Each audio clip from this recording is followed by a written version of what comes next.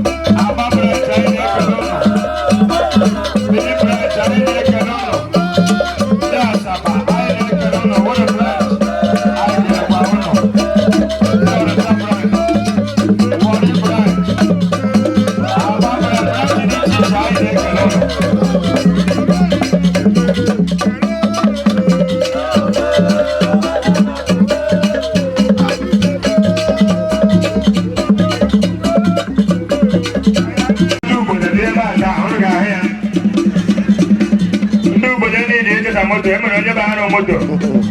I jaga be about work. Oh, yeah, guys, you got on well for Modo. It is a block and on organ 15 decades.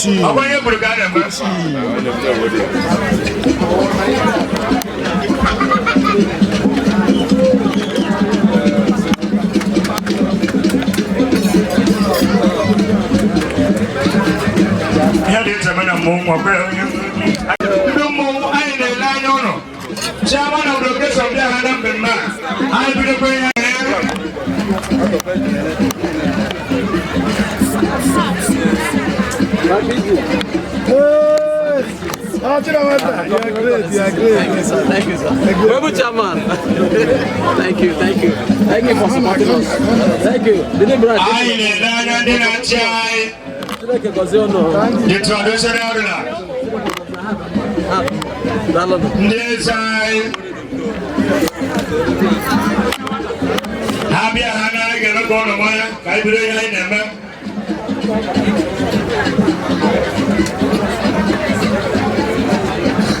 Iyo zai je mana bo aya kwanan dum mu habda ai ga kwanan dum na kwanan dum mu ga kwanan dum mu children section Ya bụ ụmụaka Obodoukwu.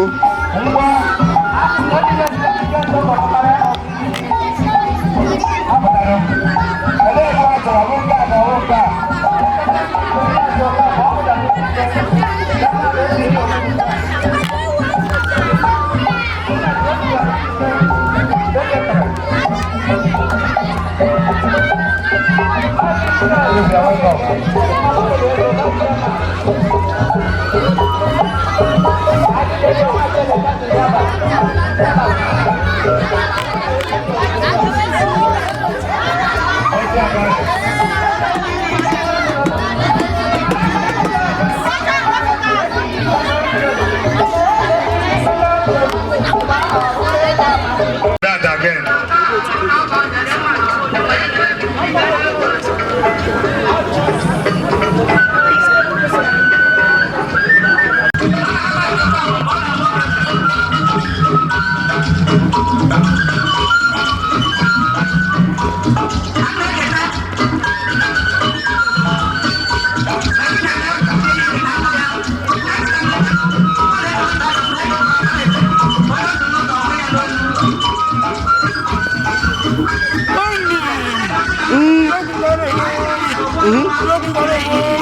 Mwanama.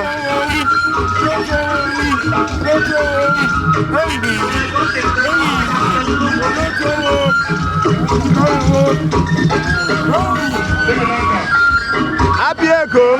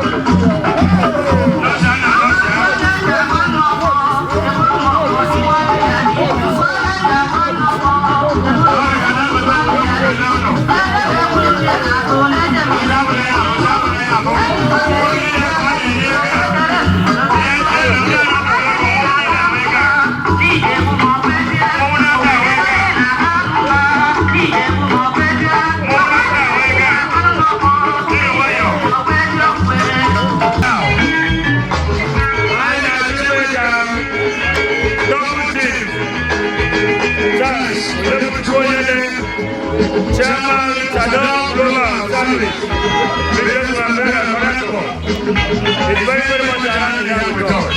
This is a former. Just for the Obodoukwu, and the Obodoukwu, all the things you are. What you have to do, the German organization is here with us. This is a Marco. This is a Marco. It's not a Marco. This is a Marco. It's not a Marco. This is a Marco. Okumani boy. Charo Goma. This is a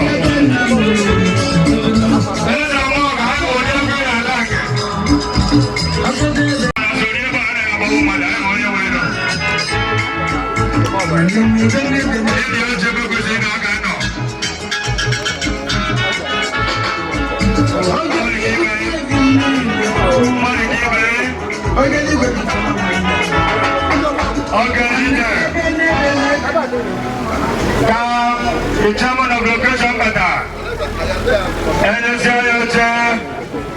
the Buddha I will be doing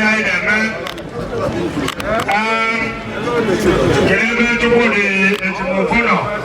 The Pocket, the Woken. There's a woman like a chicken. What is the mother now back here? I walk at the back. I shall go to President. All to President. All to President. Overall, Julian of program. Hello, not second now. I am Brugana.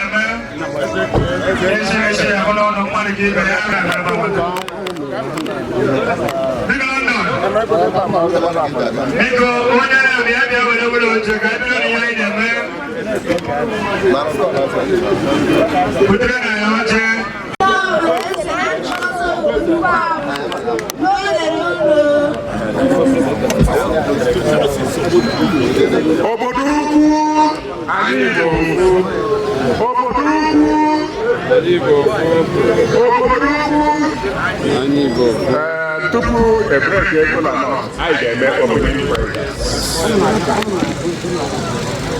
A na-akpọ eze ojimoto Obodoukwu and Ọnwa Akọkwa, former Secretary General nzukọ Obodoukwu Plan, Professor Marcel Oduma, Prof. Opening prayer. Na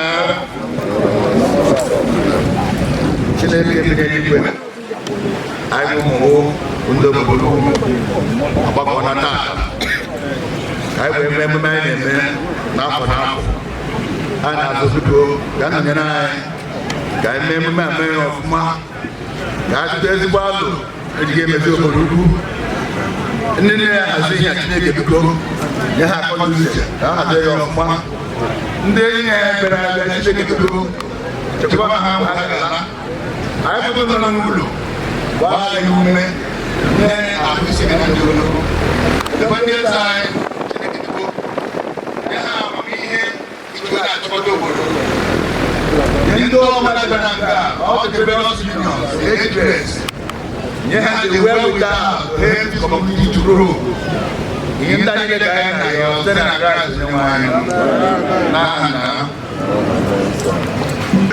I represent this Obodoukwu, I will go. Obodoukwu, I will go. I will go. This is Obodoukwu. You're going to use Chief MC in your Makus. Ọdún wẹ̀rẹ̀ bá wọlé ìṣòro Obodoukwu wẹ̀rẹ̀ ndéèdè àmà ẹ̀nàmàkà ya. Dídí gómìnà náà ṣe wẹ̀rẹ̀ ní. Ọdún yà àyà ẹ̀mẹ́ka the representative of Ancient Kingdom.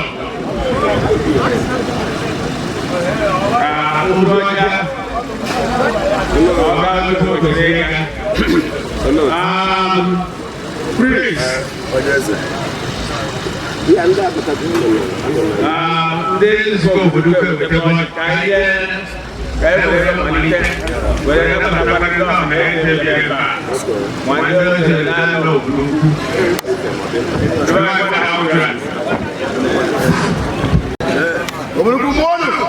Obodoukwu sonu. Anyị ekele na ndị Obodoukwu ajụrụ eze Obodoukwu wetara ọjị. Eze nọ nso ebe ahụ eze mmadụ ka eji aka. Ọba bịa kọba ogologo akụkọ because oge a dụrụ eze mmadụ ka eji aka. A na-asị ka anyị mgbapụ ọjị ọzọ. Biko ebubo n'ihi na oge na ihe anyị sewu ndị echeti dọrọ n'ọjị a ekiri aka ahụgwe ya ndị ụmụ mere ebe a kwụ na ahụgwe ọjị a ndị egwu anọ kwụ na ahụgwe ọjị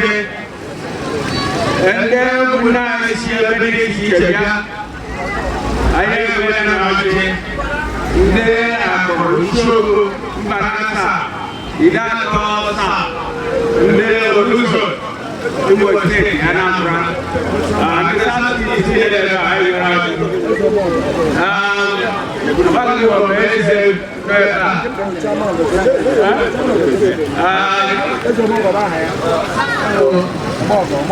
Chairman of the occasion. I got you. Can I walk a car? An hour.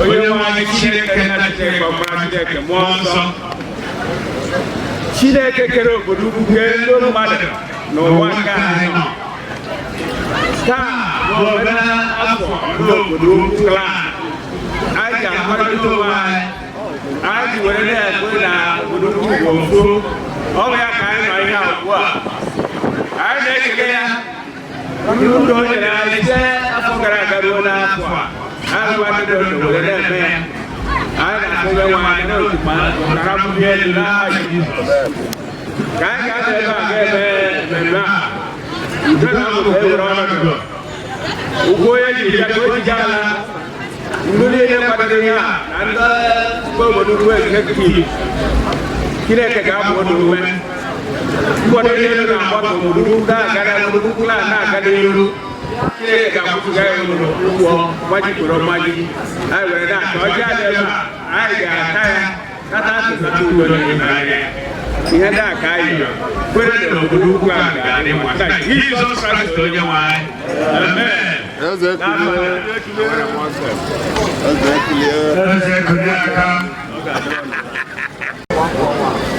obodo dị n'onye ọbụla ndị Igbo anyị nwere ndị Igbo anyị ana m ekele igwe niile anyị nwere n'ala Obodoukwu ana m ebutere ụlọ ekele awa iji ana m ekele gị ndị nnukwu mmadụ Obodoukwu ji wee na-eme ọnụ aga m agụwa ahụ n'okpuru ofu mana ụlọ chabarago ihe na-ekwu ana m ebutere ụlọ ekele n'ụzọ pụrụ iche maka ụnụ maka anyị lere anya ewekwa anyị n'okwu anyị ga-esoro nọrọ maka onye ndị unu megoro ka anyị na-elere anya wee na-aga ana m ekele all the village chiefs in Obodoukwu. Ana m ekele the age grades ọganihu age grade of Obodoukwu ofobi age grade of Obodoukwu na ndị ọzọ ka ga-abịa maka na ọ dị a ụzọ wee debe ụmụ ọnọdụ ndị otu a wee na-eṅomi ya wee na-aga ana m ekele n'ụzọ pụrụ iche the immediate past PG Ben Obodoukwu. Ana m ekele ndị nne the groups ahụ ụka ụmụna ha bịa na mmemme a tata ha kpọrọ ya Obodoukwu Day ụbọchị Obodoukwu Day showcase eji wee mara and ọ bụ ihe bara uru n'ụzọ pụrụ iche onye ọbụla nwafọ Obodoukwu kwesịrị ịnanụ ihe a ọ bụghị maka erie aṅụ mana ihe ha ga-echere amụta erite ana m ekele n'ụzọ pụrụ iche nzukọ Obodoukwu klan na mbọ niile a na-agba iji hụ na Obodoukwu na-agana na-adị na mma ọrụ dị iche iche nke a na-arụgasị n'Obodoukwu ọ ihe kwesịrị iwere aka elu ana m ekelekwa ndị nwere ụbọchị a anyị chadoro ụwa gbapụta maka anọkịta tụọ kanopi ndị gbadara kwuru enwe ndị paladịrị ya anyị na-ekele ha n'ụzọ pụrụ iche maka na oge a na-ezi maka ọnwụ ụlọ anya ya gwara mmemme ha ga-ebido owo 1 o'clock mana ile anya n'elekere iri n'aka ọzọ ozu 5 o'clock afọ anyị enweghị nnukwu oge mgbe anyị ga-abịa tụfuo so ha si gawa obodo ọhịa wee kelee ndị Obodoukwu niile kelee all the branch chairmen the village heads all the associations making up Obodoukwu wee na-asị ụzọ ọwụ na ihe ọbụla ị na-eme Obodoukwu wee dị mma elekwara anya maka ụgwọ ga-akwụ gị maka Obodoukwu enweghị ego iji wee kwụọ ụgwọ and enwe nnukwu resources Obodoukwu nwere nke ị ga-eji wee lekwasị anya sị na a ga-edikwu ụgwọ so onye ọbụla ị na-eme mee Obodoukwu wee dị mma and n'eziokwu Obodoukwu ga-adịrịrị mma anyị chara ile ekwekọrịta na Obodoukwu ga-adịrịrị mma and Obodoukwu ga-aga n'ihu enweghị ga-eme ka Obodoukwu agara n'ihu ụzọ ọbụla ụzọ nke iso wee nwee ihe ọbụla ga-abara Obodoukwu uru gbaa mbọ mee hụ na ọ na-aga n'ihu weta ya elekwara anya maka ihe onye ọbụla ga-agwa gị elekwara anya ma etoro gị ma ọ na-eto gị ihe niile a na-eme bụ Obodoukwu bụ nke anyị otu anyị charịrị n'ebe a otu ọ dị ka anyị nọ n'ime ya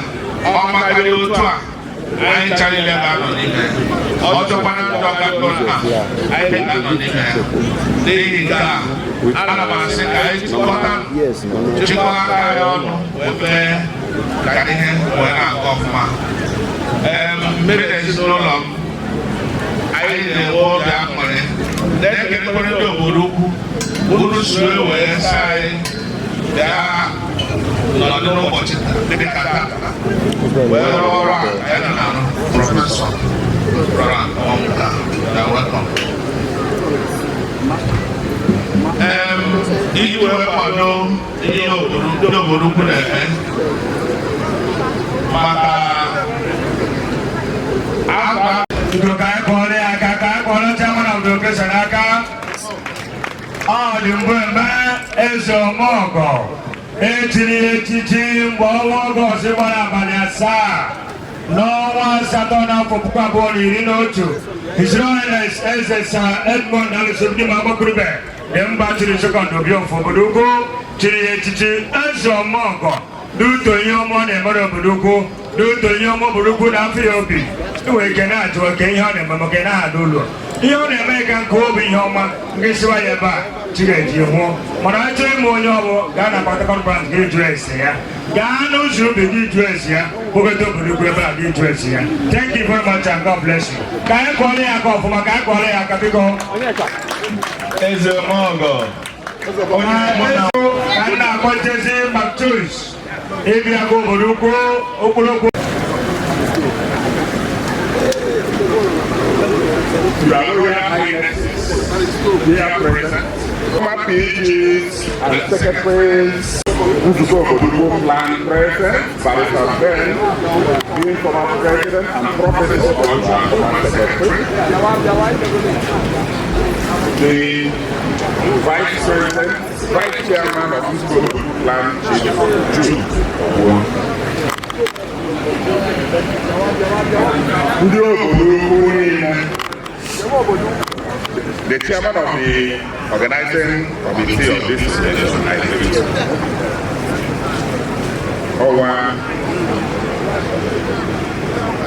on behalf of Nzuko Obodoukwu Plan, and my not everybody here. Today, Obodoukwu Day 2021. Unu lee anya na the brochure, unu ga-ahụ ebe dị njikọta Obodoukwu amaka. Ya bụ unity of Obodoukwu amaka. By God's grace, Obodoukwu will be blessed with 4 government-recognized autonomous communities. And I must tell you that in all the communities around, ndị nwetara autonomous community na ndị ka na-achọ autonomous community, Obodoukwu dị onye ejiri udo ịhụnanya wee nweta autonomous community. And we have been united, and where anybody can do cause, oh, when anybody with the autonomous community, and I can't remember on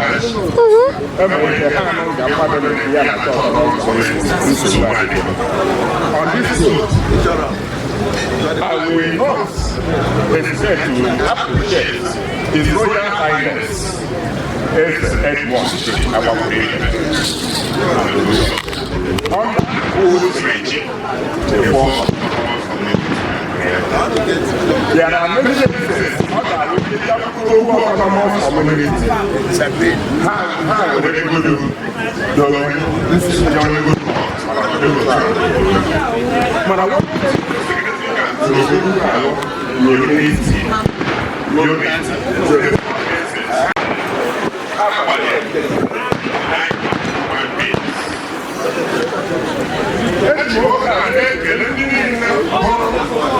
Obodoukwu na-aga n'ihu kamgbe ndị niile chere Obodoukwu iji ọbụrụnye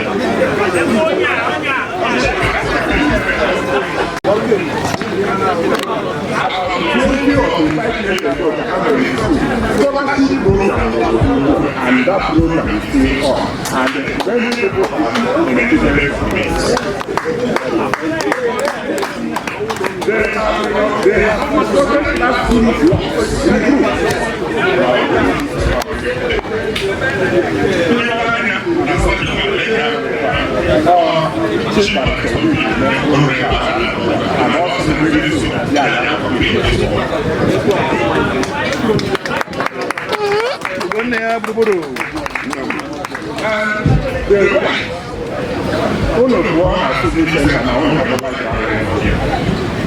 That is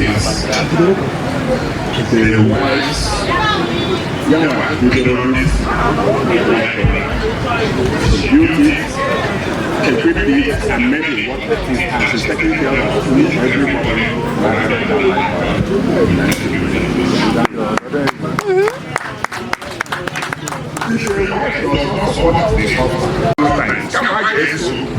We have to be in the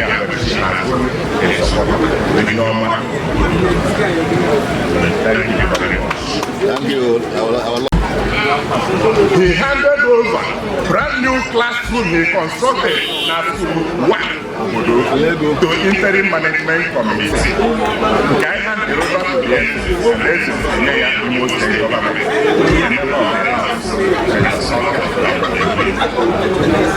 we thank you. Make a president maka the other classroom or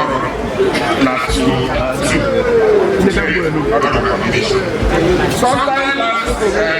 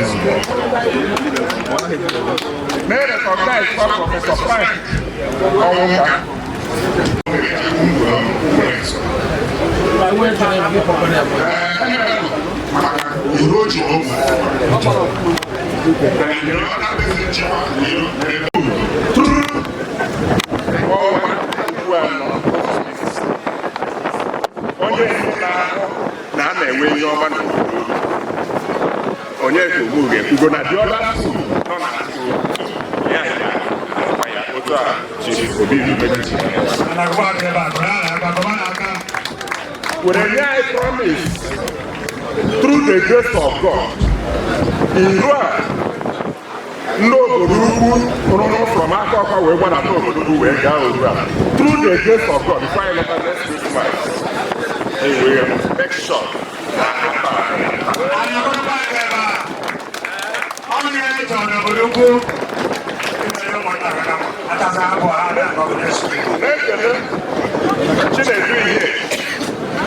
Like a project someone initiate movement.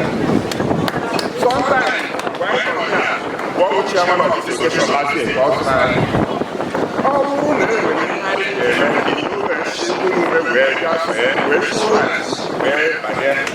All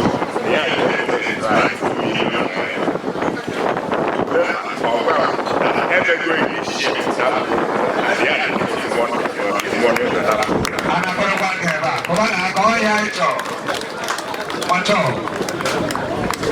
na-ekele ndị niile tinyere ego na projekti anyị unu n'anya na unu je n'obodo sekọndịrị teknikal o mitiri ndị bịara n'ọba through us in Chukwuka, and that road is we video Obodoukwu community, we video many other projects. Barrister, thank you very much. I don't know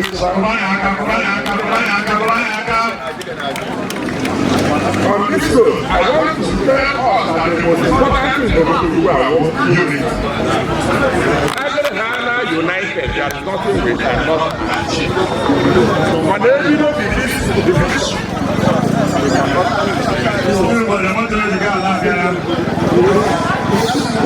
because, let's say for instance, Ekuliaka and Obodoukwu, Ekuliaka and Obodoukwu, Ekuliaka and everywhere. So how do you develop? How do you develop everywhere? Develop other places to surround. If one else say how you develop,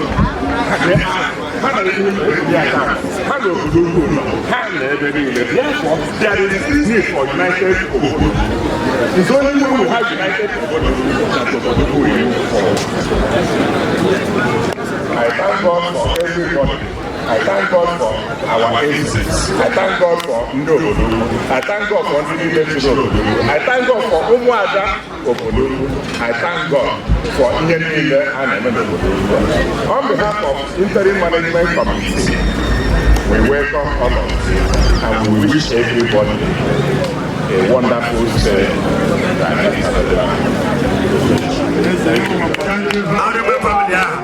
From night, when I put on the book, all who do Obodoukwu na Monobata.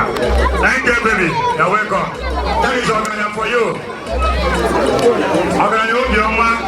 If I give you the go, I'll be in the chamber and I watch you go.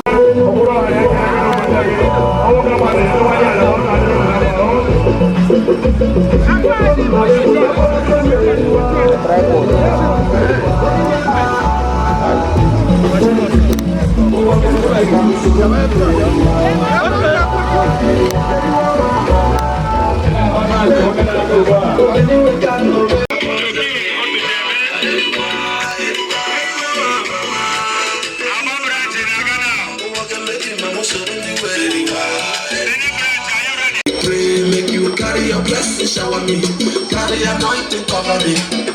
Come see me, tata. Hey, come so anywhere you are.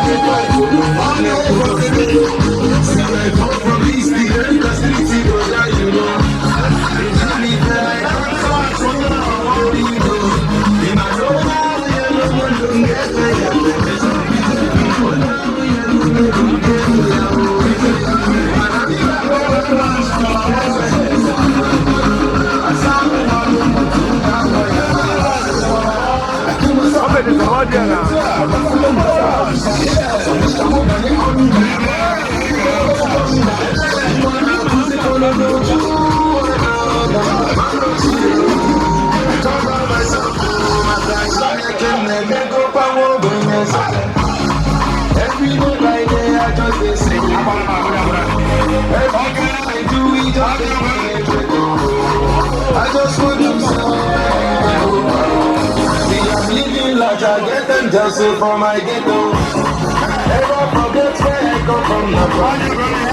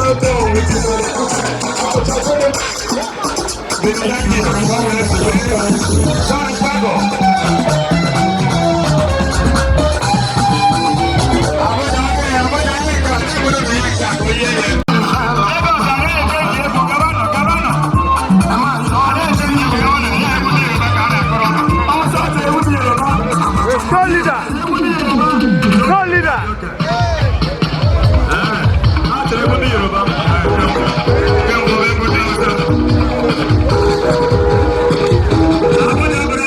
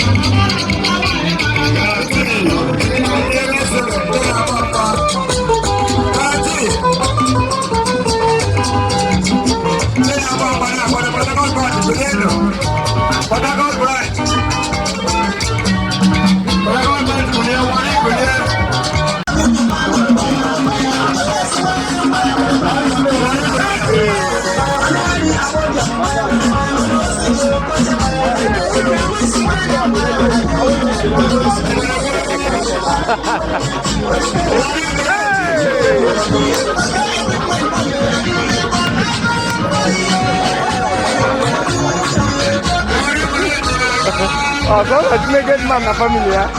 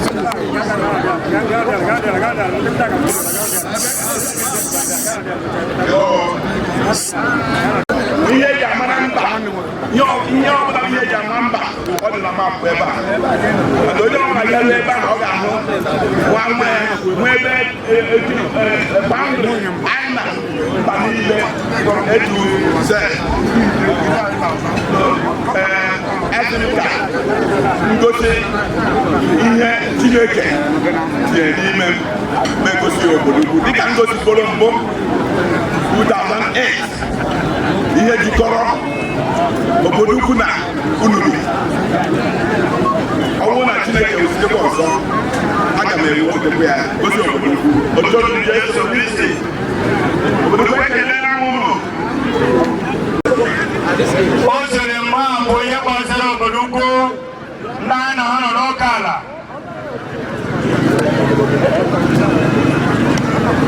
Oge eze a na-eburu amụma iga ozugbo gaba.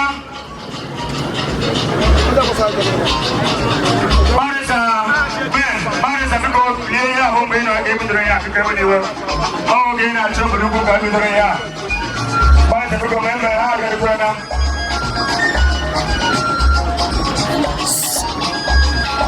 DJ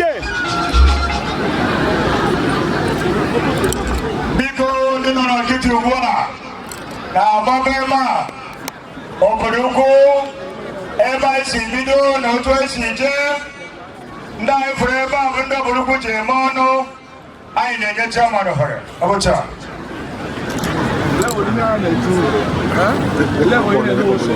Obodoukwu anyị bụ ofu. Obodoukwu anyị bụ ofu. Anyị bụ ofu. Obodoukwu niile bụ. Obodoukwu anyị bụ ofu. Obodoukwu anyị bụ ofu. Anyị bụ ofu. Obodoukwu niile bụ ofu. Na onye ọra na-eri nri lebe anya ebe a nna anyị ugbu a asụsịrị ya ndị Obodoukwu lebe n'anya ebe a maka ihe dị mma kwesịrị ka eṅomie at this age nna anyị ugbu a dị ka o ji wee lote wee gaa n'ọnụmara maka maapụ a bụ ebe niile Obodoukwu sọtụchara isi bụ ihe o wetara ebe a wee see map of Obodoukwu. Onye jiri wee sị na mmụta anaghị agwụcha. Learning is a continuous process. Since Obodoukwu jiri wee bido, enwebeghị onye chetara echiche na a ga-eme ụdị ihe a, mana n'ụbọchị nke taata ọ pụta n'ihe. Anyị na-asị Obodoukwu ga na-aga n'ihu kwa ụbọchị n'aha Jizọs. N'egbughị oge, anyị na-ekele nna anyị ukwu onye tara atụmatụ a wee see ya map. Ihe a bụ iji gosi na ọtụtụ ihe ka dị ya n'isi, even at this age. And Obodoukwu na-elegharịkwa n'anya maka ụmụ ya ndị a na-eme bụ ewe iji gosi talent nọgasị na be anyị, so that enwee ebe ị ga-esi enye aka ụmụ ya ndị anyị na-ahụgasị ya na mba. Otu ụmụaka si were moto a na-agba ihe ha na-egosi bụ na enwekwa ihe dị ha n'isi, maka otu a ka esi mee wee rụta ndị ogwogwo a niile anyị ji wee na-agagharị. Obodoukwu ọ ga-ama na anyị mma. Anyị na-eme unveil this map, and map a ga-abụ ihe a ga-eji wee na-elekọta Obodoukwu anya na ndụ ga ndụ. Ihe o nwechiri ike ime bụ ọ ga-agba dịwadadịrụ o nwezi ụmụ ihe ndị ọzọ na-agbakwa ya na-agbakwa ya bụ addition, ya bụ ntinyere, ya bụ taa o nwere ike obodo ndị gbara ya okirikiri enwee map, mana Obodoukwu enwe na map. Ebe anyị ka ọ nọ na-ekwu aka adọkwa na Obodoukwu aka, maka na Obodoukwu na-aga high every day by day. N'egbughị oge, anyị ga-eme mapụ a unveil.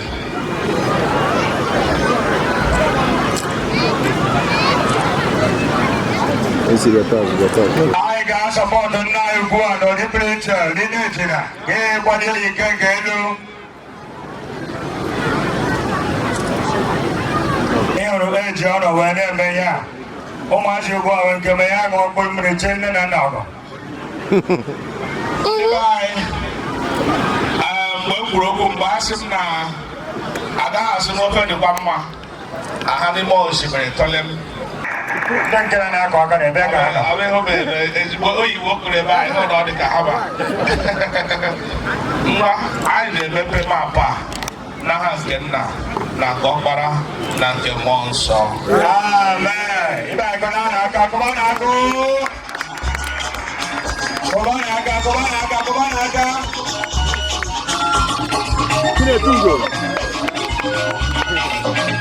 Chigata n'azụ, chigata n'azụ, chigata n'azụ. Nyere chairman ohere n'ụzọ.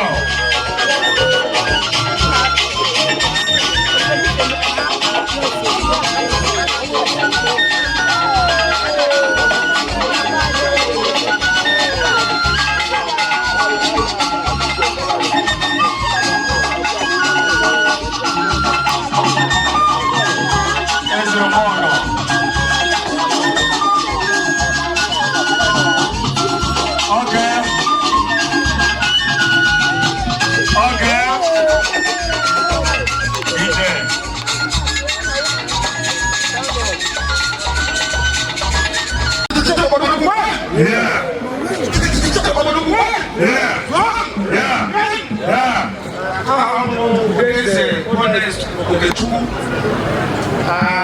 abụ onye omume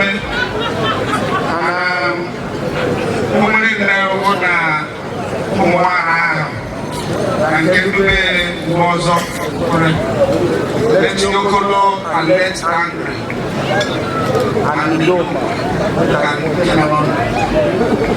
And I think I'm going to where I can Obodoukwu niile na ihe ọma nke unu na-eme kamgbe Obodoukwu jidere existence.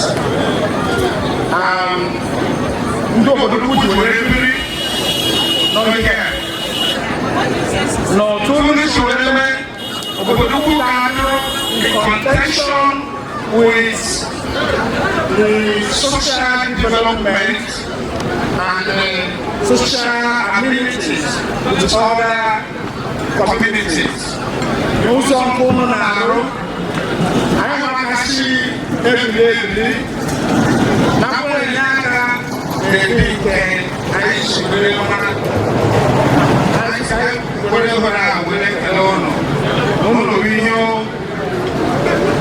were na-asịkwa maka Obodoukwu anyị na-abara aka mba ụwa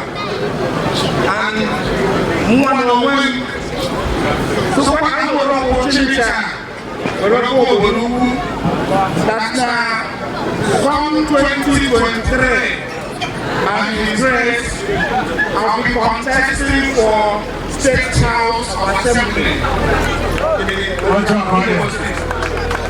And achọrọ m Obodoukwu were ya as Obodoukwu project. Ama na other people na-atago mekwe ike ha mere. And I promise Obodoukwu that I will never fail you because I believe in the youth and I'm a youth. The time has come for the youth to take over. And I know that powers for the youth to rule and the youth to represent them at this time. So if you can support this project and make it Obodoukwu project, you will never regret it. I know they pass my camera. Sorry, they watch. Obodoukwu. Don't do that. I know they parabolic. I know they watch. Pinch me where they walk out.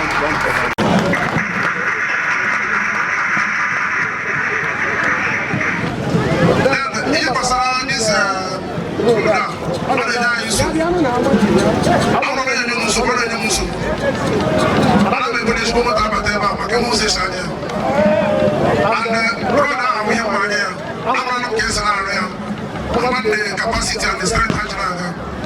That on my own, when I came into it, already IMC was already on it. So I had to come in to help them grade it and all of that. But when they put on between now and December, I actually pushing the back over. Going there to keep on there's boundary and it's your book. They are all over. Yes, that's it. I'm going to back. Hey, this is on my honor. On my only capacity to alleviate poverty. Poverty is real. And when you are winning, you are not the leader, you are the target. There's no choice about it. So, on my own capacity,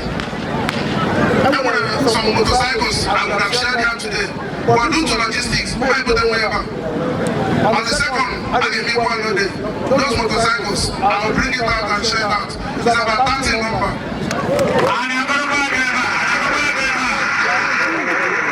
It's all over the Indies. Hey, the bridge is when they pass here. Stay free for back. We calculate it, how to distribute it and go about it. In addition to that, there were some vehicles, this shuttle bus, all the 6 in number. I will share it that day.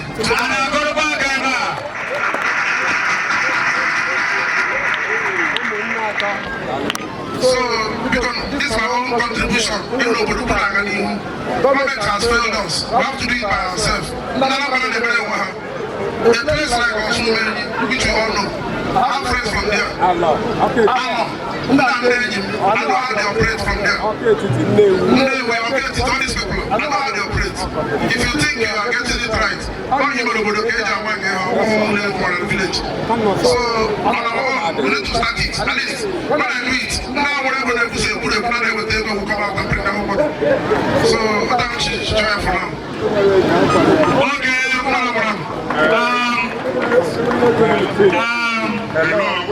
on behalf of the Management Committee, who spoke Obodoukwu, I elected Dr. Obodoukwu.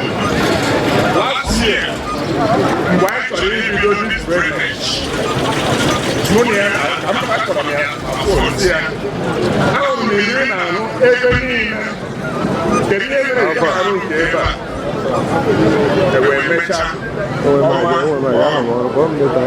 wee nye mụ na ya wee sị ihe merụ ebe a na-agbabeghị mgbe a ga-ebido ya anyị ga-ewedo ya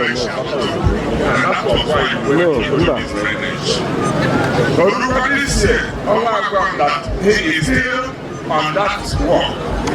This year for now,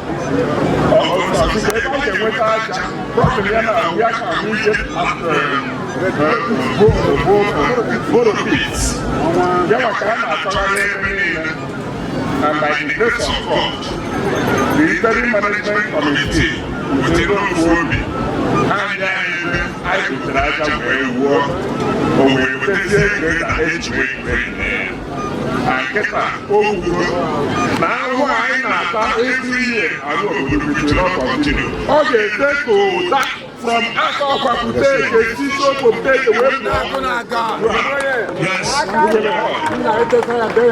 And we thank you.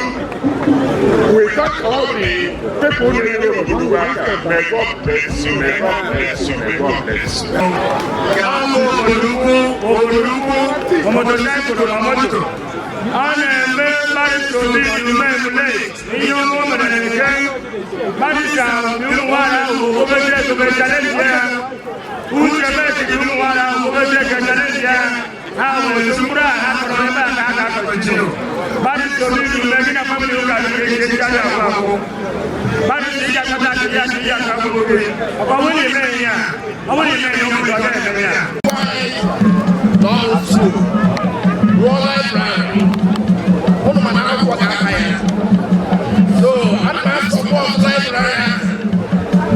With 1,600 pieces of books and among various disciplines.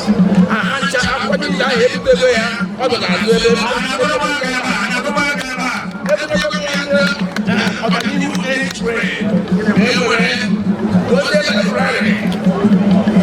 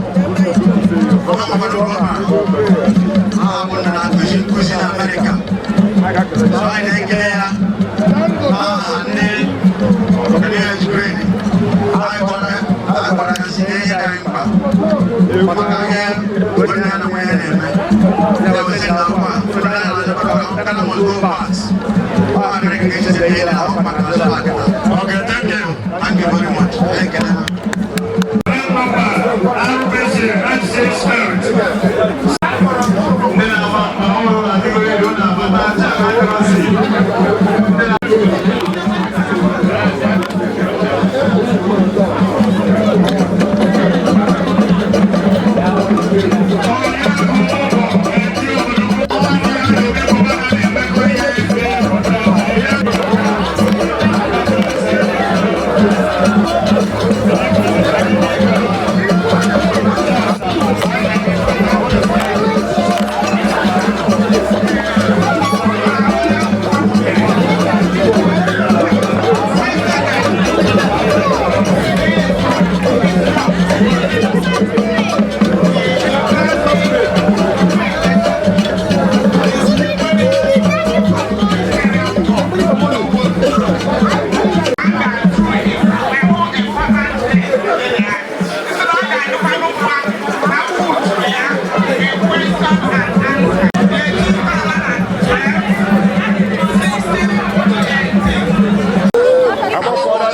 bọtụlụ anụ ebe a sọrọ were gị ije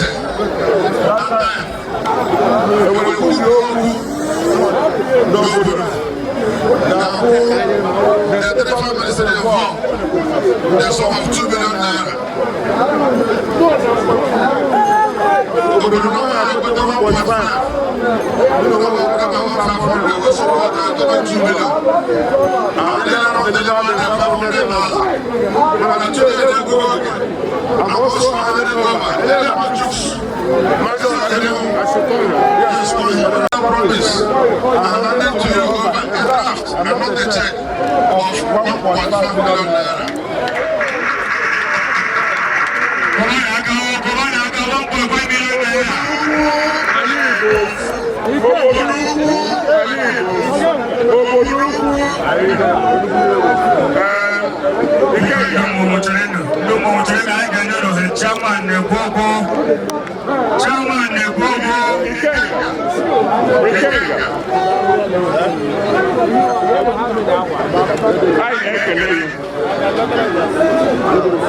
Last year,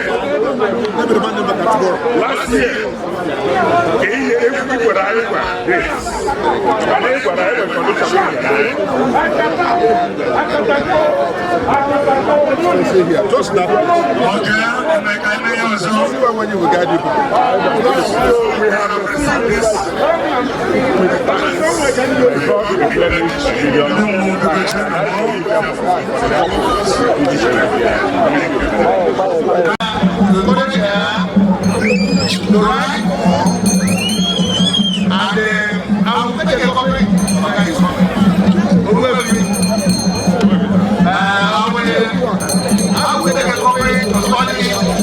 I'm making my comments because in sports we go through critics. We get a copy, we make some corrections so that the next edition will be better.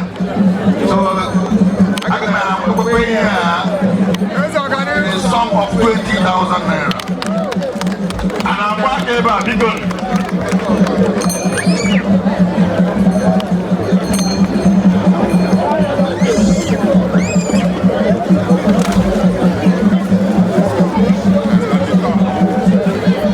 Okay, Frank.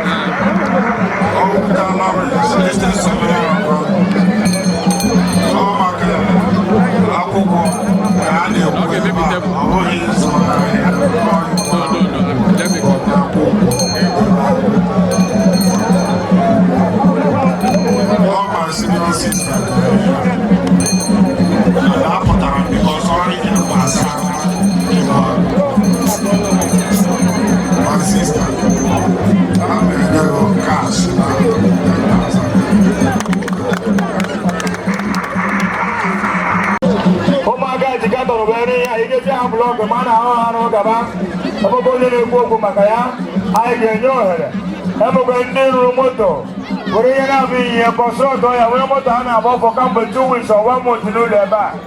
Obodoukwu school. I go and get Obodoukwu from Obaga family. And this is the we pick the ball up. So in a secondary technical school, Oboya, we see about Magazine and University School now. So this I make alone. Abaya would hear my child. We're in a bamba. Dina Bamba.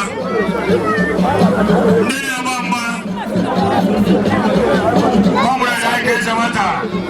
Listen to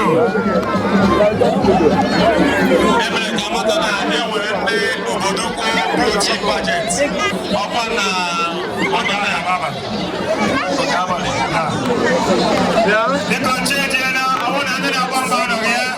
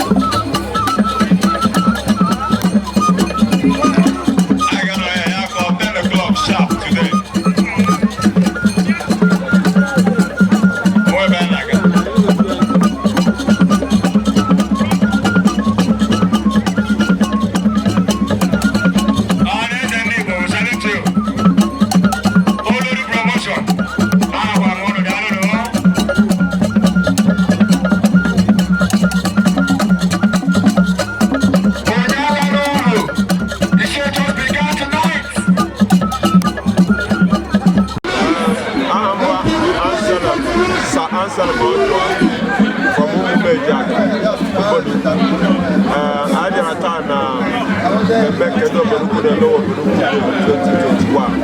And they can't see then I go and no more now I can the organizers, and then the natural, and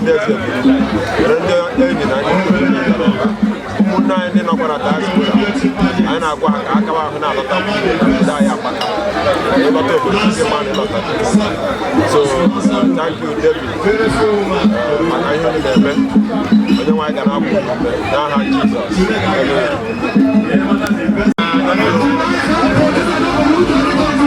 I'm Professor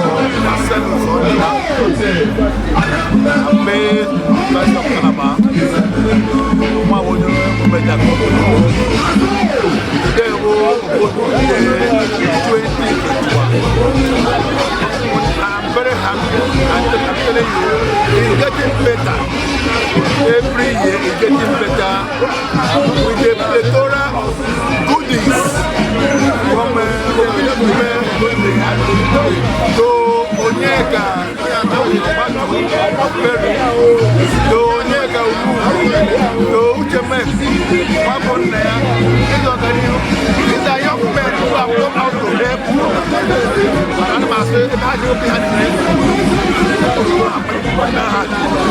I'm wishing all of us happy New Day and the year 2020.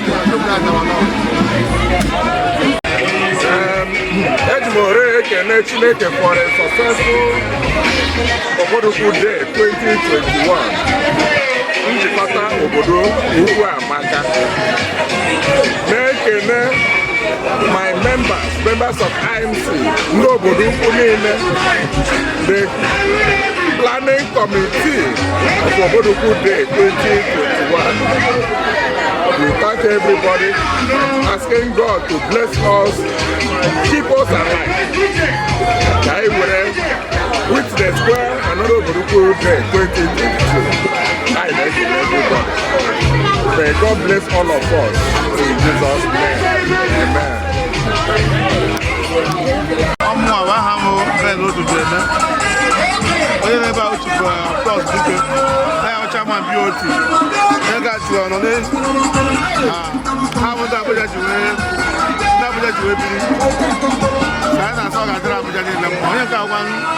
Obuka, Big London, I call Big London. Yes, my financial secretary.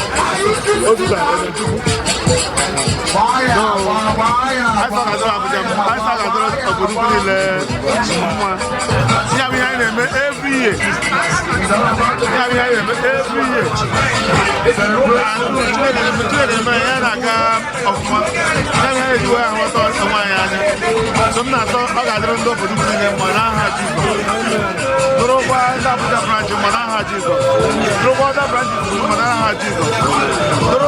The NOC, heavily led by Jews. Now the chairman of this committee,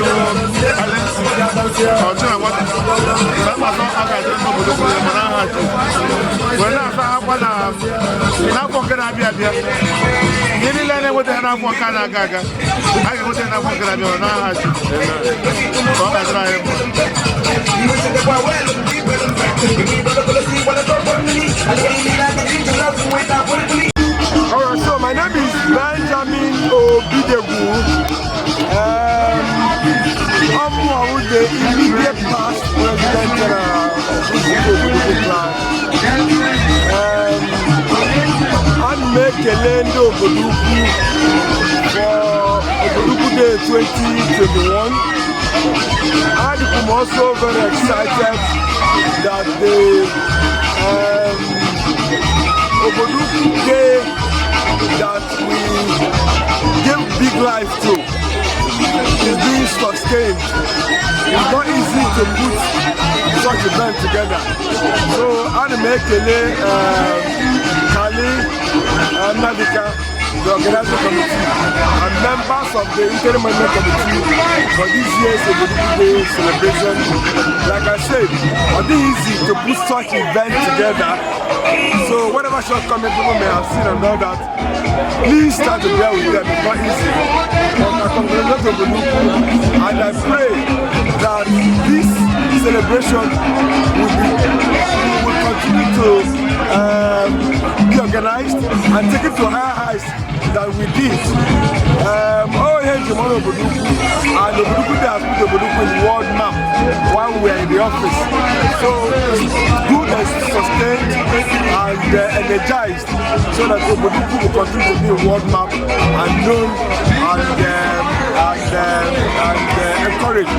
So now Obodoukwu Kelena Monyo, as long as there are after 2022,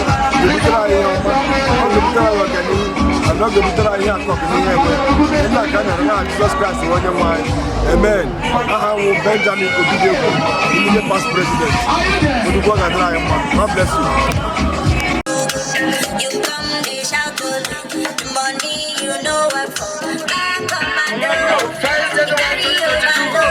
Young my day.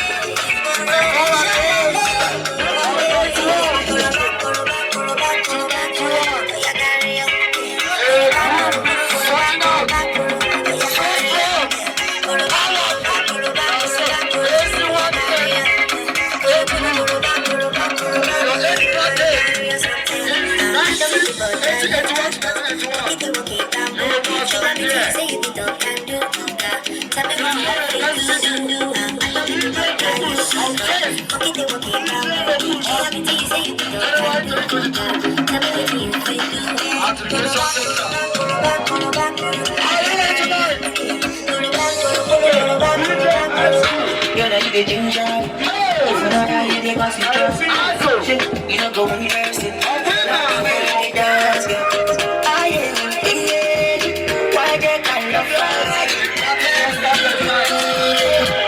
Let's hop in the Mr. Rock.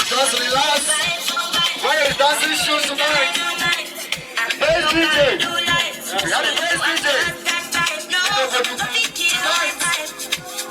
All the way from village.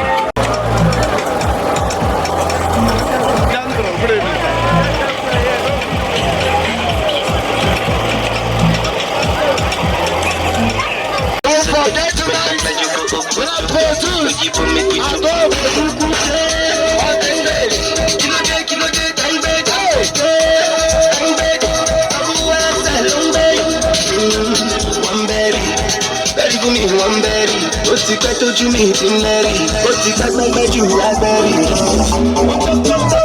Send me up like Obodoukwu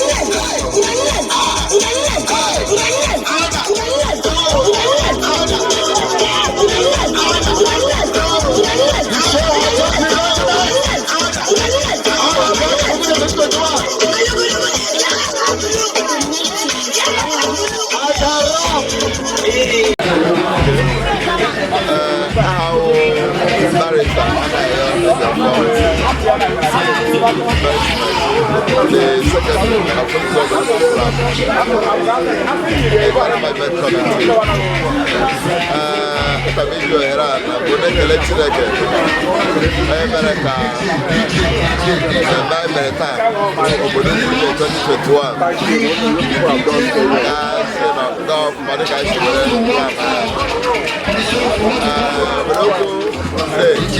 It's like annual festival, the Obodoukwu, and every December. Opportunities, the Obodoukwu, you have about recollect Chineke, each wife from January to December. An event, a fun-fair event, with many interesting events and packages. So one, we thank God for successful one this year. I pray for that of 2022, better and better.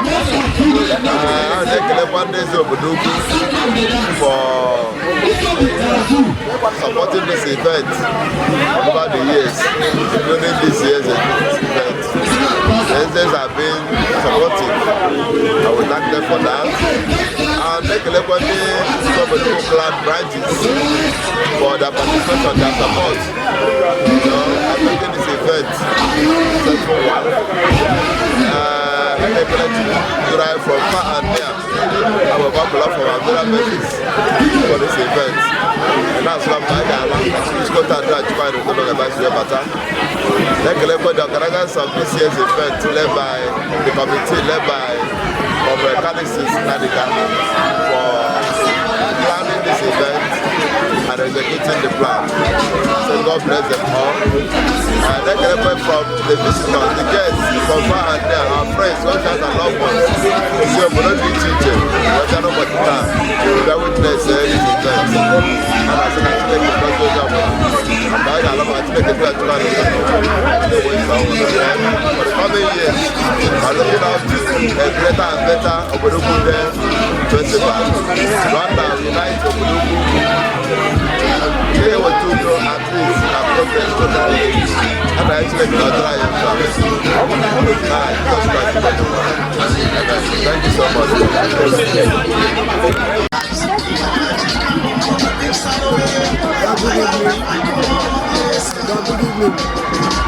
Obodoukwu Dalulu. Stanley Chika Magbo. Publicity Subcommittee Chairman, Obodoukwu 2021. I'm making them Obodoukwu they will allow us to make sure Obodoukwu 2021. Sponsor. I go IG women up with education. Then they go off. As in Chile, they go achieve when I collect one them on my house or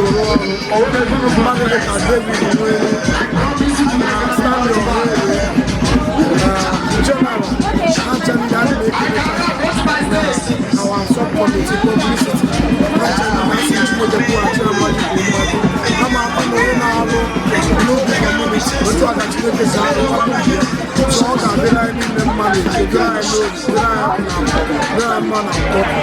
Jesus Christ,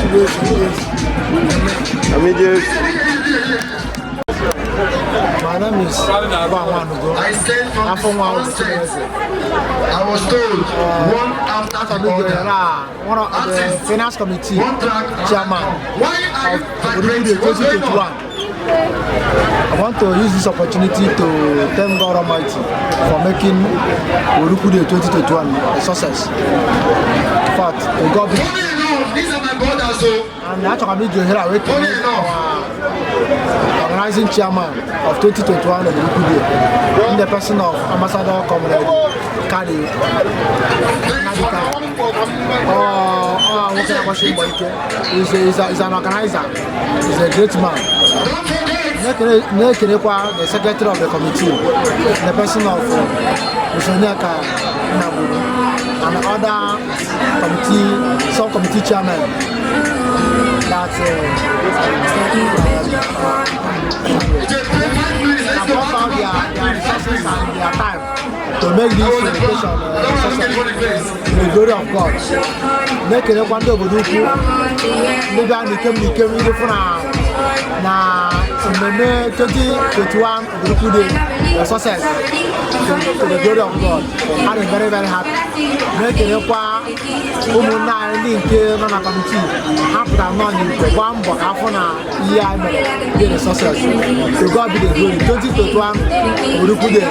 is a special event and needed magnificent success. Thank you very much. I remember my humble self, I'm from Chairman CEO, MotionNG International Limited, and the Finance Subcommittee Chairman, Obodoukwu 2021. Thank you very much, and God bless you. Thank you. My name is Comrade Ambassador Alexis Manika, Ochina Wata, the Chairman, Organizing Committee for 2021, Obodoukwu Day. And by the grace of God, the Chairman of this Obodoukwu Plan, today is a great day, a day of joy. In the first place, I want to thank God for giving us life, right from January to December. And we are here today celebrating. You can see the mobile crowd that came to create this occasion. I want to thank God for everything possible. Having said that, I want to use this opportunity to thank the President or the Chairman of the Management Committee, Chief Sir Dr. Masud Iyon, and the Executive, yes, Council of Chiefs, all the head grace in Obodoukwu and in Obodoukwu for giving me this opportunity and my dear committee members to serve as the organizing committee for the 2021 Obodoukwu Day celebration. I want to thank them for this opportunity. I want also in a special way thank our sponsors, the sponsors of this year's occasion. It is unprecedented in the history of Obodoukwu Day celebration. They have done marvelously well. I don't know how to express my joy and appreciation to them. I can only say, may the Almighty God, may the order of all good things continue to bless them, continue to reward them for what they have done for Obodoukwu people. I could so borrow them Christmas. I'm not watching no time. I'm not Christmas. I'm so here there's new people I have Jesus. I want to also in a special way thank all our special guests. Today we commission studies activity with the commissioning of 2 primary school blocks built by High Chief Ogonia Obodoukwu, Barrister Obi Ome, and Chief Uche Maika Ogonia Obodoukwu. It was marvelous. I want to thank them for their generosity. I want to thank them for impacting positively in the lives of our children through education. I want to thank them. Our brother that donated over 1,600 books all the way from America. I want to thank him for his magnanimity. I want to thank also the initiator of what we are doing today, Chief Chedozie Ejeji, Obodoukwu, Ikenge Kuliaka, and his administration that was made up of ebullient and pragmatic members. The secretary was Professor M.U. Odwa. The vice was Engineer Anayo Igwenebe and Uche Ngonebu. And some of them that I cannot mention their names at this point. I want to thank them for initiating this wonderful program, wonderful event. I want to thank them. I want to also thank the immediate past President General of Obodoukwu Plan in the person of Chief Ben Obinego Esquire Nnabenyi. I thank him so much for continuing with this project until we have gotten to this point. I want to say may God continue to bless him. I want to also thank the current chairman of Interim Management Committee of Obodoukwu Clan, Chief Dr. Matthew Yono, despite the short term of his administration, he has also continued in this good trend by making sure that this program held last year and has also supported and made sure that this event held today. I want to thank him and also thank his escorts for allowing us to have this one today. May God continue to bless all of them. I want to also finally thank our guests from far and near, our in-laws, our friends and well-wishers that came all the way, even those in diaspora, to come and grace this occasion. I want to say may good God bless them. Whenever they are going back, I pray that God will grant them journey mercy back to their respective homes. I cannot conclude without thanking my organizing committee members. You people are wonderful. May God bless you. With all your sacrifices, all your efforts, you will never go unnoticed. And the good Lord will reward you for that. I thank you so much, and may God bless you. The publicity committee, I thank you. The media people, I thank you. The DJ, Ogus Baba, the MC Oburohan, and all the rest of them. And the people from Omega FM, Chukwu the Idmofo and his crew. I want to thank them for gracing this occasion. May God bless all of us. And my prayer is that the good Lord will lead us successfully into another new year. As we look forward to having this kind of event again, come 30th December 2022. May God bless you all in Jesus' name.